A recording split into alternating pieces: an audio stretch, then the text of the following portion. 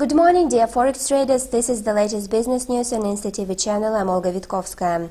In the second quarter of 2012, the economy of the United Kingdom lost 0.4% quarterly. The preliminary assessment was worse at 0.7%.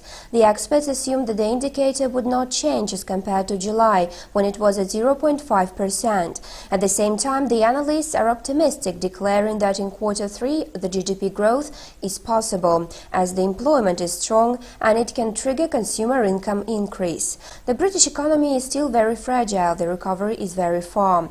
This fact improves the chances of widening the quantitative stimulation by the Bank of England either in November or in the first quarter of the next year. During the last meeting of the Monetary Policy Committee held on September 5-6, all members voted to keep the current volume of the asset purchasing program at £375 billion.